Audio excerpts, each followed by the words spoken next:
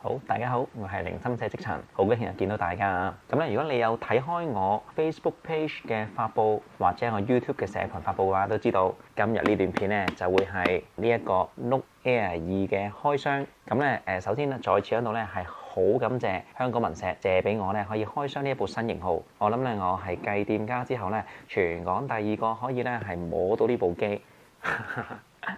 係啦，咁陣間咧呢一段片咧，我就會有開箱啦，俾你睇下呢盒入邊咧係包含咗啲乜嘢嘅配件。另外咧，我會喺開箱之後咧，會有一個規格嘅分析。因為好坦白講，今次咧文石就住10.3寸呢個型號咧，佢其實發布咗4個版本，都有好多人咧其實可能有興趣，但係咧就唔係好了解嘅。咁所以咧，我會喺每一個型號嘅開箱咧，都會咧係同你哋分析翻啊呢一代同上一代喺規格上嘅唔同，咁啊希望咧可以幫到大家咧係選取到最合適嘅閲讀器。好，咁啊事不宜遲啦，咁啊先去開箱先，去片。而家大家眼前咧就會見到 Note Air 2嘅盒啦。咁咧有少少令人失望嘅就係咧，佢嘅設計係同上一代即係上一條線嘅嗰個設計咧係一樣。嗱，繼續係同一句口號 ，Like a tablet，unlike any tablet。咁另外咧就係 Note Air 嘅嗰個刻印喺呢一度，咁係冇變嘅，一樣嘅。好，咁呢度咧大家會見到 Note Air 2，咁喺背後咧亦都照舊嗱係有好多個國家嘅相關嘅語言嘅資訊喺呢度呈現。咁呢一堆 icon 當中咧呈現咗咧 Note Air 2嘅特色。咁呢一個咧我諗大家比較明顯知道嗰個分別，就係咧佢係用 Android 11嘅。打開你會見到係全黑，咁咧有 Bose 嘅品牌，咁基本上咧就全部咧都係黑色嘅，咁啊都事不宜遲啦，立即打開佢。一打開咧就會見到 Note Air 2嘅真身。好，咁啊攞咗個膠套啊。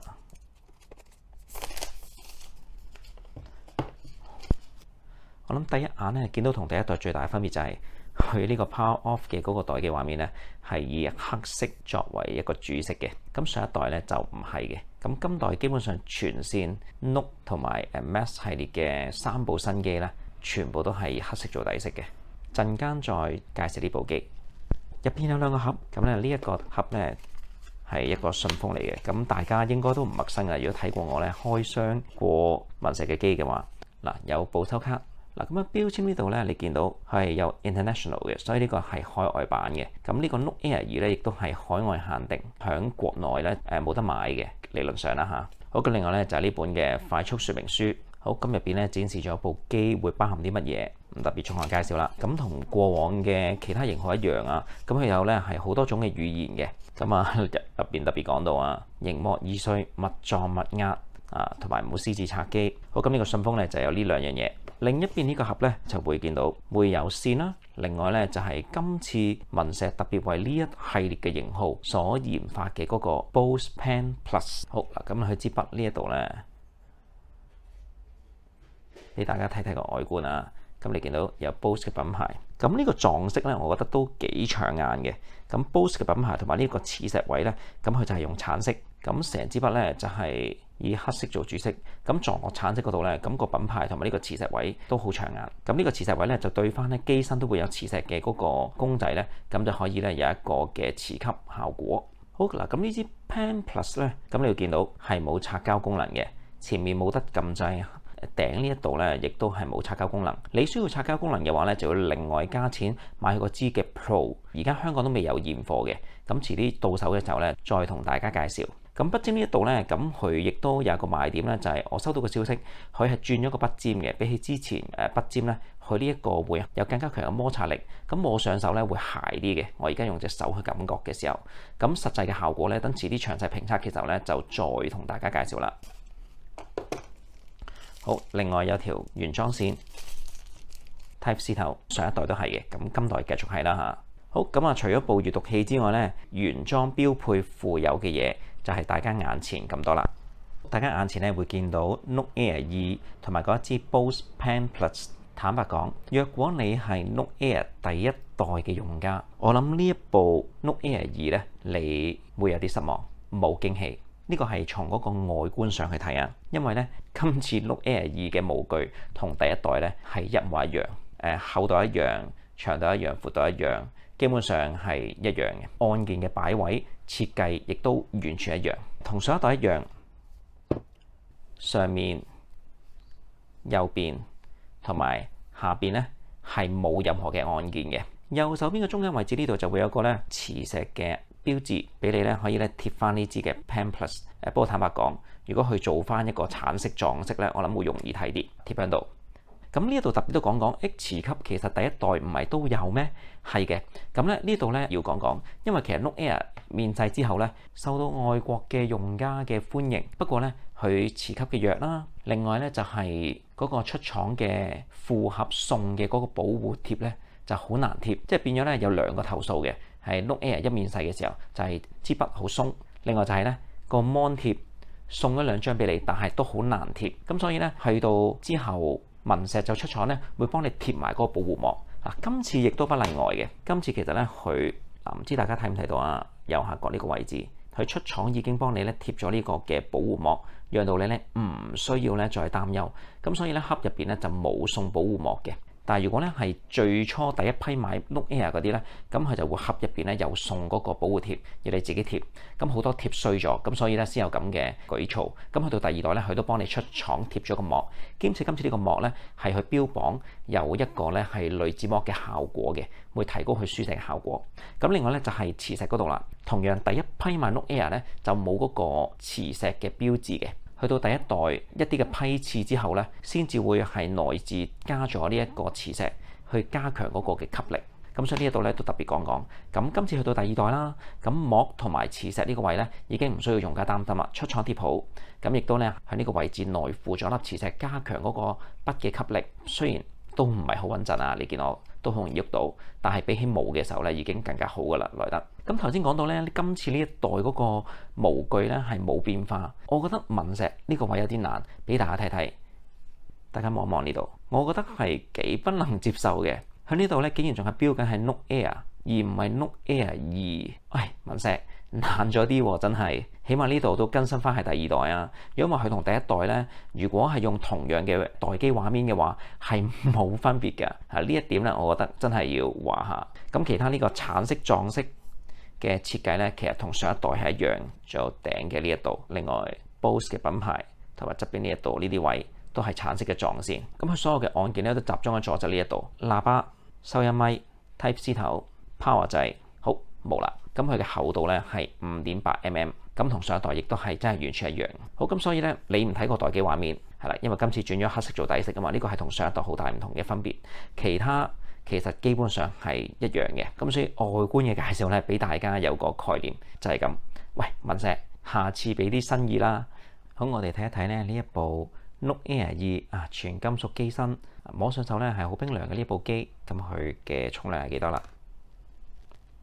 誒，有啲意外喎，喺呢一度咧係435克嘅，比官方宣稱嘅420克咧重咗成15克，都係一個唔少嘅重量嚟嘅喎。冇理由因為佢出廠貼咗塊膜而導致重量重咗㗎。嗱，冇加任何嘢嘅。假如咧佢係貼埋支筆，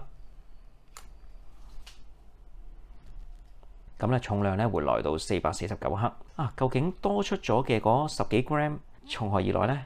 咁我都唔係好肯定啊，但係俾大家知道呢個情況。嗱，唔知大家睇完個開箱之後咧，Note Air 2俾唔俾到一啲嘅驚喜你咧？咁我諗單從外表咧就應該冇乜驚喜嘅啦，因為佢同第一代咧其實係一樣嘅。好嗱，咁咧我就會而家咧分析一下佢嘅規格。響畫面嘅另一邊咧，你應該就會見到我所製作嘅規格表。黃色咧就係優勝嘅項目，而灰色咧就係被比下去嘅項目。咁你咧就可以一目了然。白色即係冇加呢啲顏色嗰啲咧，即係代表其實係一樣。咁咧而家我就同你分析一下。今代嘅 Note Air 2同上一代咧最大分別係乜嘢？咁第一個咧唔使講噶啦，一定係 CPU 嘅更新。呢個亦都係咧文石而家現階段咧係領先市場其他品牌嘅閲讀器一個最大嘅優勢，就係佢每一代嘅更新都會咧係用較新嘅 CPU。今代咧係用咗高通嘅662，咁呢一粒咧算係相對新嘅 U 啦，因為呢一粒咧係2020年發布嘅 CPU 嚟嘅。咁佢嘅效能咧，如果係以安兔兔跑分嚟講咧，大約就係20萬分左右。比起上一代636咧，大約12-13萬分左右咧，其實都有個幾明顯效能上嘅提升嘅。咁第二樣咧就係佢係4+64 4GB RAM 64GB ROM，比起上一代嘅3+32咧，亦都有進步。唔好忽略咗有一點，就係喺嗰個快閃記憶體，即係嗰個 memory 入邊咧，佢64GB係用 UFS 2.1制式嘅，而上一代咧係用 eMMC 制式。咁其實兩者喺嗰個讀寫速度上咧係有一個幾明顯嘅差距。eMMC 佢冇標明咧佢用邊一個嘅制式。咁我假設係用最高嘅5.1，最高嘅讀寫速度咧，讀就係250 M 一秒，寫咧就係125 M 一秒。比起UFS 2.1咧，其實係有一個幾明顯嘅差距嘅。呢一個 UFS 2.1嘅制式咧，其實佢讀嘅速度最高係可以去到750 M 一秒嘅，寫嘅速度咧就係150 M 一秒。另外咧，仲有一個最明顯二者制式嘅分別就係咧 eMMC 咧嘅規格咧係唔能夠同一時間一齊讀同寫，即係你先有讀就唔能夠寫，你寫緊嘅話就唔能夠讀。而 UFS 2.1制式咧係讀同寫各有獨立通道，係可以同時間運作。咁所以咧喺運作上，咁其實個反應響差距喺邊咧，就會係可能係你下載檔案、你安裝 App、你開網頁，即係所有基本上你運作到咧係需要有存儲嘅過程咧，咁呢一個就會產生作用。咁所以咧旗艦嘅手機基本上你就會見到係用 UFS 嘅制式嘅。咁當然啦，未必2.1啦，因為最新可能去到3.0，而用 eMMC 制式嗰啲咧，可能就會係叫做中階、中下階嘅。咁所以今代咧文石喺呢一方面 Note Air 2咧會有一個比較明顯嘅提升。嗱，而喺面板方面咧 Note Air 2同上一代係一樣嘅，都係10.3寸高清嘅 Carta 玻璃面板嘅屏幕嚟嘅，唔係最高級嘅柔性屏，即係話咧相對柔性屏咧佢會相對咧係易碎啲嘅。因為咧柔性屏嘅好處就係個抗撕裂嘅程度會強啲，冇咁容易碎，所以咧高階嘅閲讀器咧都會用柔性屏。咁呢個係用玻璃面板嘅。而另外仲有一個提升就係咧佢嘅嗰個 Android 版本咧由10提升到11，咁基本上咧11已經追上主流㗎啦。因為其實 Google 都係啱啱先發布 Android 12，最旗艦嘅手機咧都係即將會迎來更新，而家都係 Android 11，即係話咧文石呢一部閲讀器今代咧佢係可以追得上而家主流手機嗰個 Android 版本。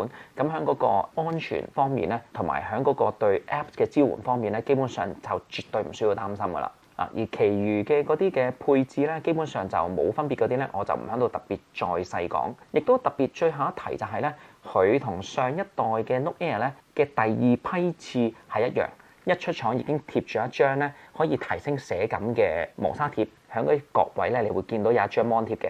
咁絕對建議你唔好咧係自己多手搣咗佢，外國有用家咁樣去試嘅。不過咧，我想講咧，亦都有好多用家反映咧 Note Air 系列佢嗰個 Mon 貼好難黐。你自己買咗，跟住你再貼上去咧，其實好鬧交，所以咧佢先至出廠已經幫你貼咗，就免去呢個煩惱。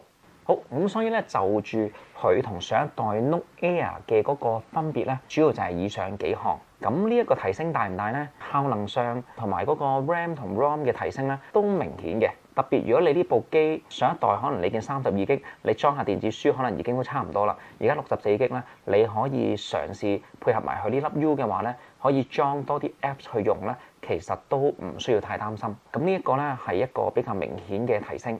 唔知呢一部 Note Air 嘅第二代能唔能夠打動你呢？如果你就住呢一部 Note Air 2有任何嘅問題，或者你想了解嘅，咁啊歡迎你留言發問啦。就住佢嘅詳細評測咧，可能就要後少少啦，因為跟住咧我接續就會製作Max Lumi 2嘅開箱同埋規格分析。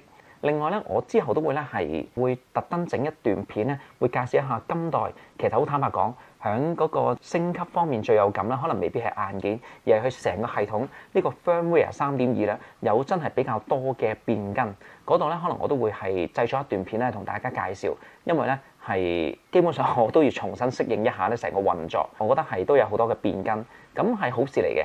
即係如果佢係嗰個更新係真係方便到用家去用嘅話，咁所以咧我都會係製作一段咧可能教學。